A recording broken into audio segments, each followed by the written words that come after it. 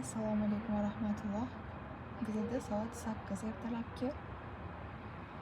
Men bugun video vlog olishga qaror qildim. Bilmadim qanaqa bo'ladi video vlogim, chunki men kechasi bilan yana uxlaganim yo'q. Xudo xolasa Ramazon oyida rejimimni to'g'irlab olaman degan umiddaman. Hozir ertalabda shunaqa chuchvaradan ovqat pishiryapman. Shunchaki chuchvarani soldim, ustiga ozgina sariyog' soldim. Sariyog' bilan birga qovurdim ozgina. Keyin yoki smetana yoki qaymoq qo'shish kerak. Men qaymoq qo'shaman. Qaymoq qo'shganimdan keyin ozgina suv qo'shib dimlab qo'yaman, чтобы ichidagi qiymalari pishishi uchun. Pishgandan keyin ustiga sir sepib qo'yaman. Kimdirlar ko'kat qo'shadi, lekin men ko'kat qo'shgim kelmaydi.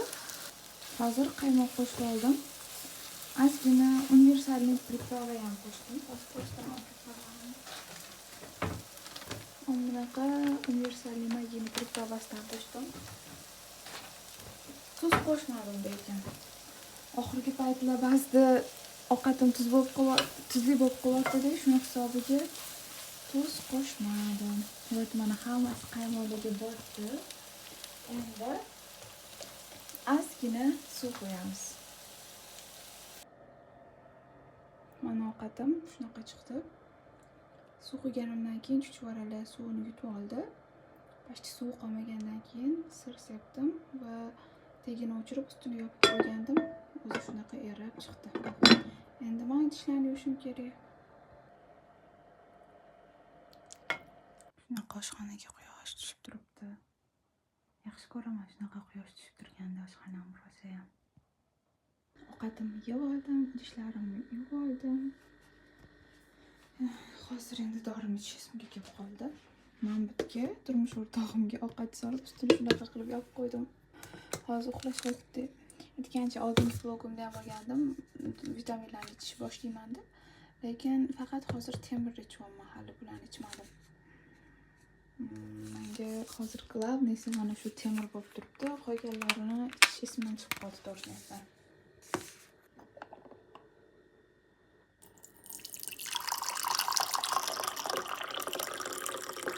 Menga babushkam aytadilar, dorilarni iliq suvda ichish kerak deb. Shunda dorilar yaxshi badanga singirgan, ya'ni tez parchalanar ekan. Men shunaqa degandilar. O'shaning uchun termosdan suv quyib, hozir dorimni ichib olaman. Arab tilidan dars qilmoqchiman. Kompyuterimiz rosa chang bo'lib ketdi. Hozir videoga otganda ko'rdim. Artib qo'yishim kerak. Mayli. Onalarga hamma narsa mumkin. Tem bo'lim yolg'iz ona bo'lsa, chunki qizim olib turadigan hech kim yo'q. Men faqat ovqatni ham o'zim qilaman, turmush o'rtog'imga ham o'zim qarayman, ishlari ham, bolamga ham, hammasiga o'zim. Shuning uchun mana bunaqa changlar men uchun katastrofa bo'lmasligi kerak. Ya'ni bularga oddiy narsadek относиться qilishim kerak. Yuragim siqilmasligi kerak. Shunaqa bo'lishga harakat qilaman. Atak oldim bunaqa narsalarga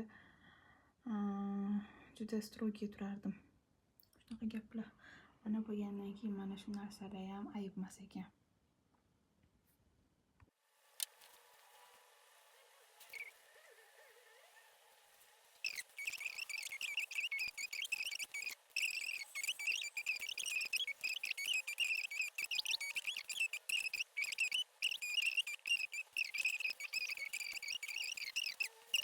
Bismi Rabbi Jallallah, Allahu Allah, ma fi.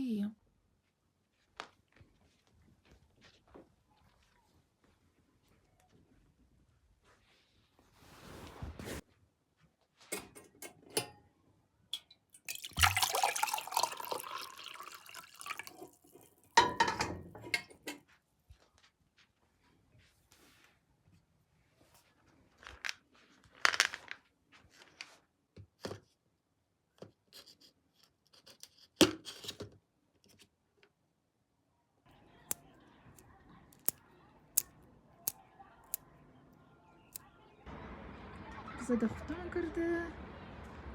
Shunaqa zo'r havo bo'lyapti, ozgina sovuq. yengil kiyinganim uchun balkim shunaqa tuyulayotgandir, lekin havo toza, chunki rosa yomg'ir yog'di-ku. Shuni hisobiga Ramazonni hidi kelyapti bilan. Men osh qilyapman. Turmush o'rtog'im bugun osh qiling dedilar. Shuning uchun osh qilishni boshladim.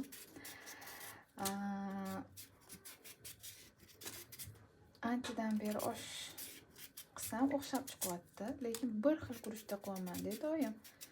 Lazer guruchda qilaman yoki shu lazerga o'xshagan yana bitta guruch bor, korzinkalarda sotiladi.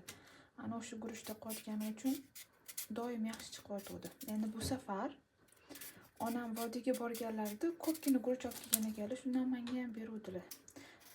O'sha guruchdan qilib ko'rmoqchiman. 07 mi deyiladi vodiyda, bilsa kimdir agar. Juda ham shirin chiqqan ekan. O'tgan safar borganimda onam sinab guruchni o'zlari qilganlarida yedim, mazali chiqqandi. Lekin baribir men onamchalik pishira olmayman-da ovqatlarni. Ayniqsa oshni. O'shaning uchun ham o'ylayapman yaxshi chiqarmikan deb, ish qilib yaxshi chiqsin. Men oshga 2 xil sabzi qo'shaman, ham sariq, ham qizil. Bir xilli faqat saruvdan qilishadi. Masalan, meni qaynonam faqat saruv sabzidan osh qiladilar. Ularning ham oshlari menga rosa yoqadi, zo'r chiqadi.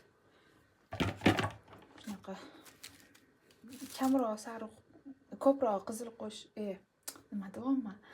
Xullas, ko'proq sariq qo'shib, kamroq qizil qo'shaman. Chunki turmush o'rtog'im sariq sabzni yaxshi ko'radilar, men ham shu ularga moslashib ketganman. Onam ham sariq qo'shadilar, aralashtirib qo'shardilar, shuning uchun ikkalasidan aralashtirib qo'shaman.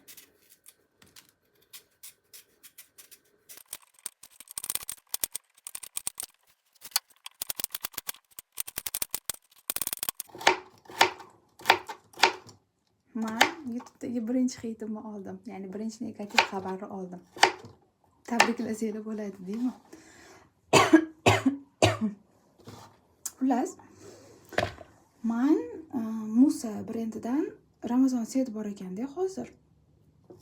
Ana o'sha setni zakaz qildim. Arzon ekan, dastavkasi ham bepul, ichida 250 mingga ko'pgina narsalar bor. Mana shu rasmini qo'yib ketaman shu o'rinda. Xullas, ana o'shani raspakovka qilganimni videoga oldim-da. Nimagadir yo'talyapman. Videoga oldim-da.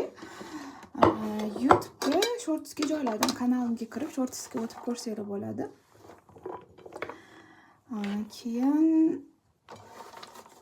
ana o'sha joylaganim tagiga birinchi o'sha negativim yozilgan narsa shunaqaki: sizlar yashash uchun yemaysizlar, balkim yeyish uchun yashaysizlar degandek.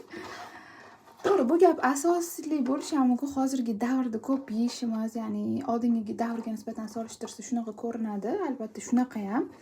Lekin buni o'ziga xos sabablari ham bor-da. Hozir agar chuqur gapiradigan bo'lsam, chuqur kirib ketaman.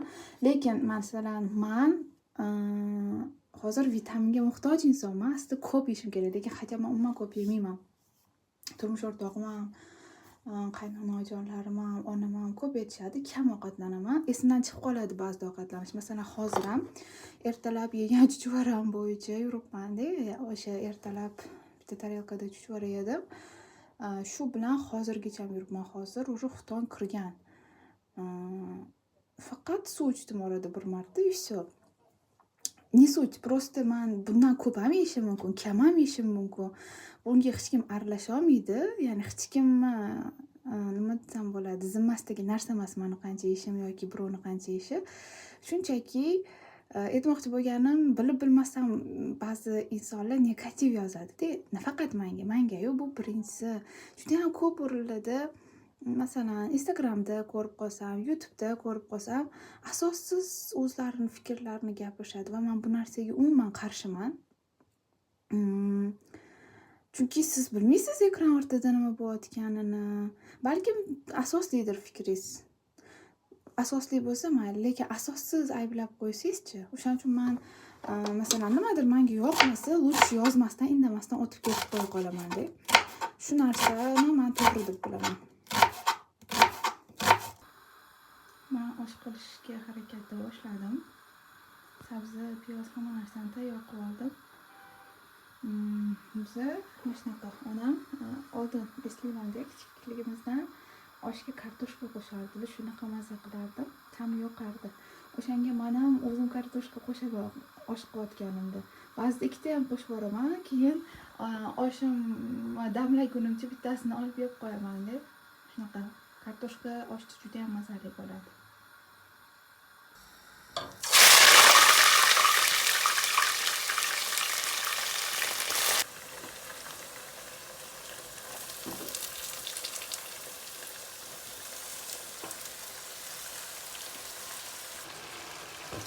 Oshimni qovurib oldim. Oshga qovurib suvini qo'yishimga qizim uyg'ondi. Endi qizim bilan vaqt o'tkazamiz oshimiz qaynab chiqquncha. Oshim juda ham mazali chiqdi. O'zimga ham, turmush o'rtog'imga ham yoqdi. Oldiga shunaqa pomidor bodringlar bilan salat qildim. Keyin qizimning tirnog'ini oldim va uxladik. E'tibor uchun rahmat.